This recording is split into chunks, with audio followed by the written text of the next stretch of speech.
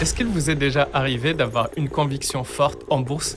Vous sentez que l'action va monter, vous avez fait une bonne analyse et vous voulez y aller à fond. Mais au moment de cliquer, vous bloquez. Une question vous trotte dans la tête. Est-ce que j'y vais avec 5% du portefeuille, 10%, 50%? Vous voulez gagner gros, mais pas faire n'importe quoi non plus. Et vous savez quoi?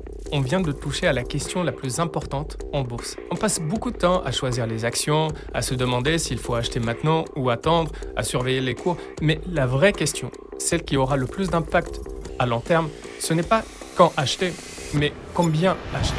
Bonjour, je m'appelle Youssef Arabi, je suis le cofondateur de Master Bourse, conseiller en investissement financier et aussi membre de l'ASFAF, la Société française des analystes financiers. Et aujourd'hui, on va parler d'un sujet qui peut littéralement doubler votre performance ou ruiner votre portefeuille. C'est la gestion de la taille des positions.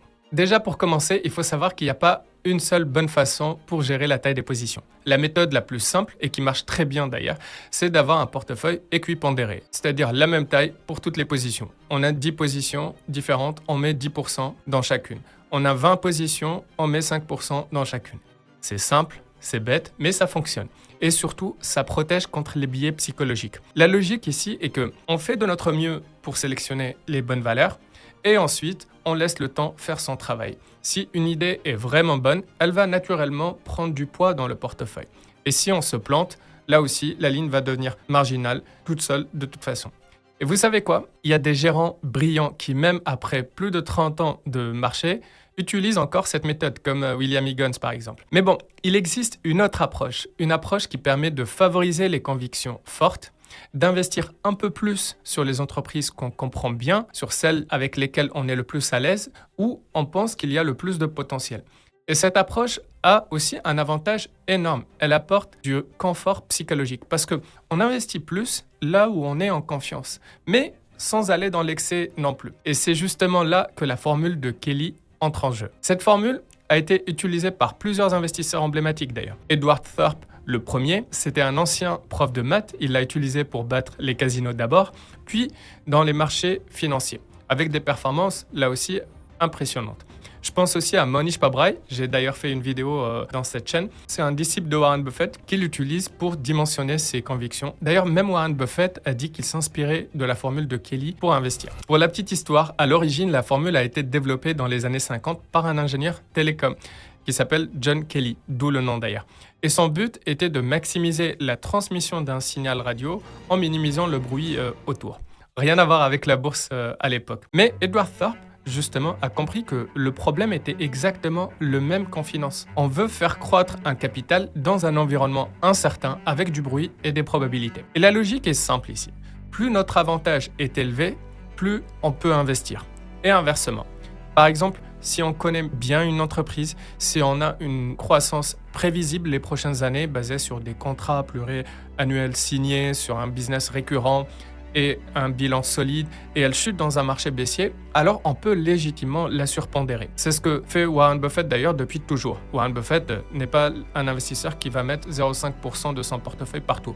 Il concentre là où il pense avoir un avantage. Quand il a repéré d'ailleurs Coca-Cola pour la première fois, il a investi un tiers de son fonds sur cette seule entreprise. Parlons concret. Comment on applique cette formule quand on est investisseur particulier? La formule de Kelly en version simple, c'est le potentiel de gain, par exemple 30%, 50%, c'est la différence entre le prix cible et le cours actuel. On va multiplier par la probabilité de succès, disons 60% par exemple si vous êtes confiant, moins le potentiel de perte, 20-30% si ça se passe mal, multiplié là aussi par la probabilité d'échec. Si vous avez 60% de taux de chance de gagner, alors il reste 40% de chance de perdre. Et ensuite, on divise le tout par le potentiel de gain. Et ça donne une pondération cible. Ça, c'est le poids optimal de cette ligne dans votre portefeuille. Bon, si tout ça vous semble un peu technique, pas d'inquiétude. On vous a préparé un petit simulateur Excel juste sous cette vidéo. Vous n'avez absolument rien à calculer. Il suffit d'entrer vos hypothèses et il vous donne automatiquement la taille optimale de la position.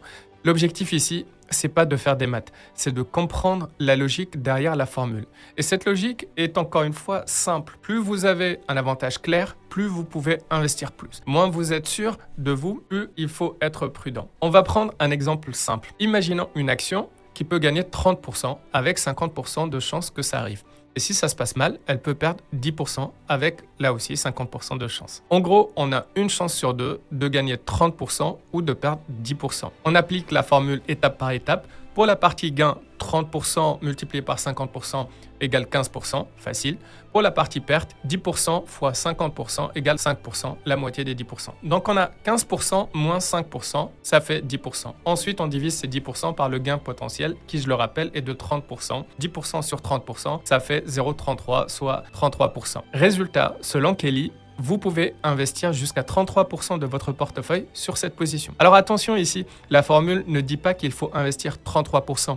Elle dit que c'est le maximum à ne pas dépasser si vous voulez optimiser la croissance de votre capital sans exploser en plein vol. Et c'est pour ça que dans la vraie vie, même les pros conseillent souvent d'utiliser la moitié de Kelly. Dans notre exemple, on a trouvé 33%. Au lieu d'investir ces 33%, on peut très bien se limiter à la moitié, soit quelques 16%, pour garder une sorte de marge de sécurité. C'est une façon de se protéger contre nous-mêmes déjà, nos billets, nos excès de confiance et notre impatience. Donc là, on vient de calculer la pondération pour une ligne.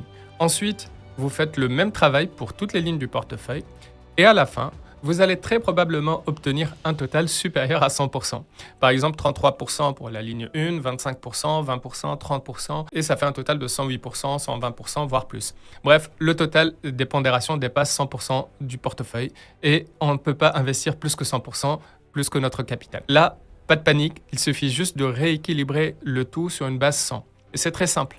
Vous faites la somme de toutes les pondérations Kelly, disant 178% par exemple. Ensuite, vous divisez chaque pondération par ce total pour que l'ensemble fasse une base 100%. Par exemple, si la pondération de Kelly est de 33% et que le total c'est 178%, alors la pondération finale de cette ligne dans le portefeuille sera de 33 sur 178, ça fait 18%.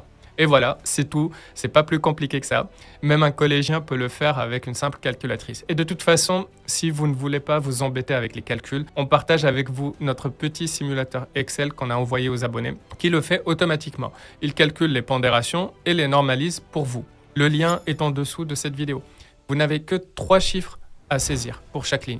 Le potentiel de gain, la probabilité de gain, et le potentiel de baisse. Alors pour être transparent ici, le contenu de cette vidéo vient en réalité d'une newsletter pédagogique qu'on a envoyée récemment. On envoie une tous les 15 jours. Et on a reçu beaucoup de questions et il y a une qui était très fréquente. C'est mais comment je peux savoir moi quelle est la probabilité de gain ou de perte? La mauvaise nouvelle est que on ne vit pas dans un monde certain et il faut faire un peu d'effort et vivre avec l'inconfort de ne pas savoir ce qui va se passer. On est payé, parfois beaucoup d'ailleurs, pour prendre des décisions dans un monde incertain.